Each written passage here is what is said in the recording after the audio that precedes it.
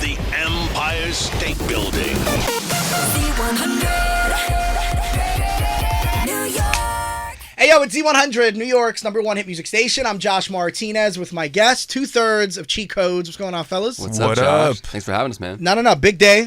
New single dropped with Train. How did that all kind of come together? You know, we actually have a really good friend. Shout out Ben Samama. He's a really dope writer, producer. He works on a lot of like live band stuff. He works on like One Republic and all this stuff. So he was working on this record, and it sounded more of like a live band thing. And we were like, oh, let's have the idea of making it like a dance thing or a dance pop thing. And we got Trevor's vocals on the verses and presented it to the band. And Pat sounded great on Pat from Train. Yeah.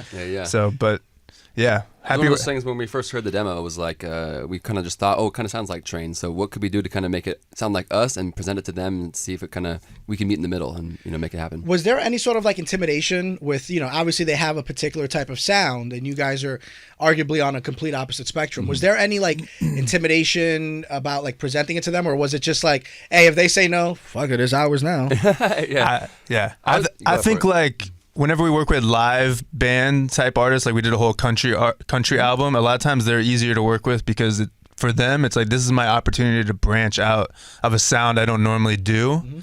So I think they're more excited a lot of times, whereas I don't know, like other genres it's more like, we do this all the time, like who cares? Yeah, it's not as exciting, It's actually harder to get stuff across the goal line with like other dance artists than it is with like, or like pop artists. like pure pop maybe. Yeah, exactly. But when like you said, when people are kind of experimenting and stepping out into the dance floor for the first time, they kind of trust us and we trust them, so it kind of works out. So I wanted to so you mentioned the country album. You guys kind of stepped outward a little bit on that one.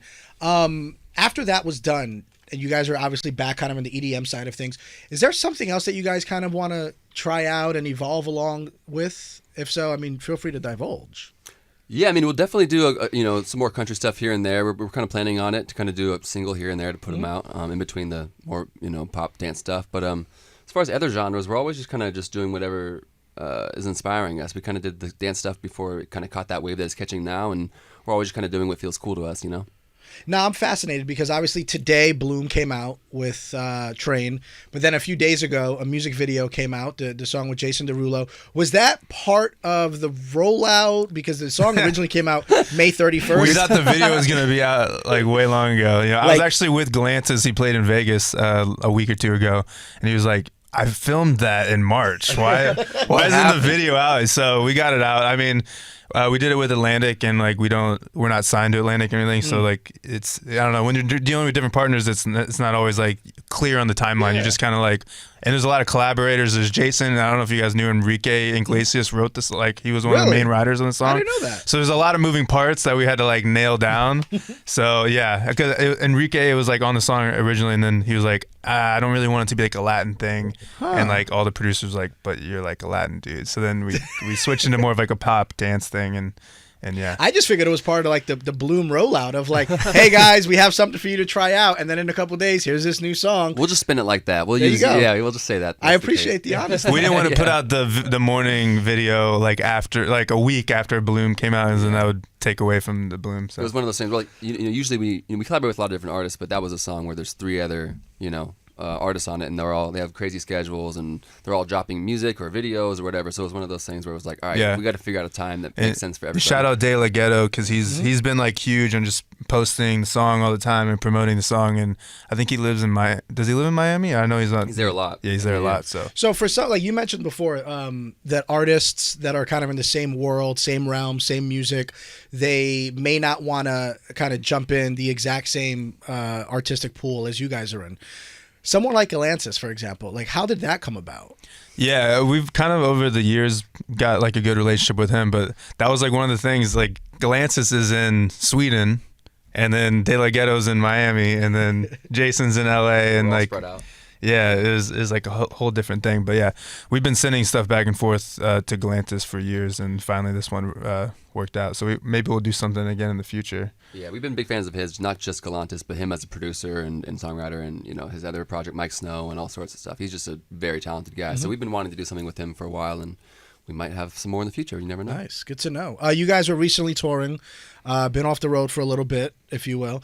When you guys finally get off the road after all this time, all these clubs, all this weird body clock situations, what do you guys kind of do to just chill for a few weeks? Yeah. Oh, this guy was just in the forest. Yeah, I've been in the forest. I mean, I actually live kind of He lives in the forest. Oregon. He was like, I'm over touring. Let me buy 7 acres of land in Oregon real quick. Literally right now, I've been camping the last week or so. I'm going camping again after this. On next purpose? show. Oh, I love camping. I'm on an island in the woods with like a wood-burning stove, and it's completely different life than what we do, at nightclubs and stuff. So it's a nice little refresh. I don't know how you could do that, dog. Like, I like running water. I like know. a New toilet. York, there's always noise. You're sleeping. There's the cars rolling by. It's the opposite of that. But I feel like, the funny thing is, like, I feel like that would freak me out because I hear nothing, so I would be hypersensitive to little creaks and cracks. I feel like I'd wake up to like a bear outside of my tent or my RV. Relaxed. Yeah, you come home just more tired. Yeah, because I can't sleep.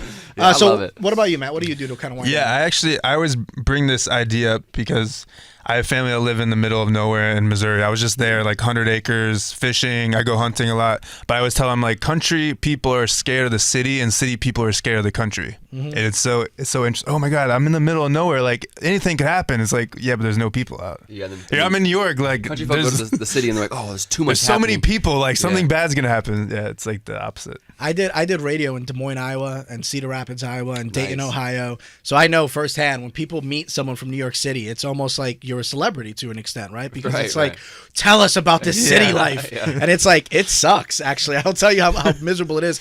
But then I'm in like, Des Moines, Iowa or something. I'm bored. Like, this is too quiet, too just slow paced. And then everyone's nice, which is weird to me. Oh yeah, like funny. Midwest nice is a thing. I'm sure in Missouri. I think that people are just clear on like their day. There's not like in New York or LA, anything could happen.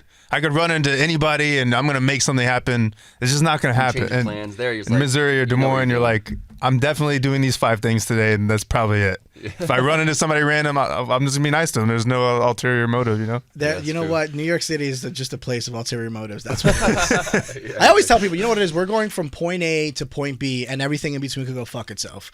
And that's just like no disrespect to you personally. It's just I gotta get to where I gotta get to.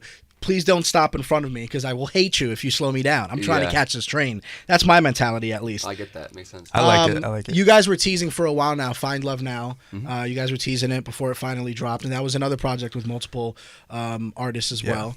When I heard this song for the first time, it kind of gave me like these 2009 club vibes when I just turned 21 with like female vocalists, building production, beat drops, and it goes back. Yeah. Like it all took me back. And then I realized I can't hang at clubs anymore, dog. Like this is a young man's game. How does your body do it every night, 1 o'clock, 2 in the morning? Like what do you guys do to stay healthy? Oh man, that's a good question. It's it definitely can tire you out, but it's just luckily we get the weekdays off a lot of the time, and we just travel during the weekend and stuff. But yeah, it's just a matter of not partying as much as we used to, trying to go to bed a little earlier, sleep a little bit longer. I had to stop drinking for sure. So you know what, you guys both look in really good shape. So whatever you guys are doing, it's working. We're trying out here. So you guys, you're at a show in New York City tonight. You're somewhere else tomorrow night, right? Yep. Where at? Buffalo. It's been a while, Buffalo. Let's go. So back to the touring life. What do you guys do to kind of keep yourself even keel? Because I like to talk about to artists about like their mental health, because I feel like you're on such a high and such an adrenaline rush that you naturally come down, and that come down feels like a negative come down when in reality you're coming back to like an even field. Yeah. What do you guys do to like get to that even keel in a healthy aspect? I would say luckily that it's been long enough to the point where it's not too much of a drop off like it maybe used to be when you first get used to touring. You kind of like aren't really used to like the high and the low or whatever. But now it's not too much of a difference. But luckily you're just having people at home that keep you grounded, like family, friends, girlfriend, whatever, things like that. Kind of just make it easy, kind of refresh. Yeah, family for sure. Because then you come home and you're like, oh, like the drunk girl at the club, but that's not the biggest deal in the world, That's like, and then you go to enough cities and you're like, oh, everyone in the world, they kind of do the same thing. They just get drunk and listen to music and have a good time, and it's not that deep as far as being stressed, Yeah. Right. Now, when you mention touring other cities and stuff, is there a city in this country that shocked you with how fun it was? Maybe not even in the club, but just like everything else around that club. Yeah. It's been a long time since we've been there, but I was actually surprised with Portland, Maine. I thought Portland, Maine was really cool. I'm from Portland, Oregon, and I was like, I don't know, Portland, Maine's gonna be very cool. And we went over there, I was like, oh, this is a really cool city. Interesting, like the way it was set up and the way it looks was cool. People were cool. I liked it. I like cities in the South because I think COVID, there's not really club life in the South. So COVID, we could only play in the South because they're the only states that were open. Yeah. So I remember we didn't really play Nashville that much until COVID, I think. And now we play there a couple times a year. Yeah. And they always go off. We just played a show there. Theo Von came out and I was fun. like, oh, I forget like so many people live in Nashville. It's like the middle. One of the more fun cities I've ever been to. So I really love Nashville now. It's Yeah, like, oh same. man, I would live here. Yeah.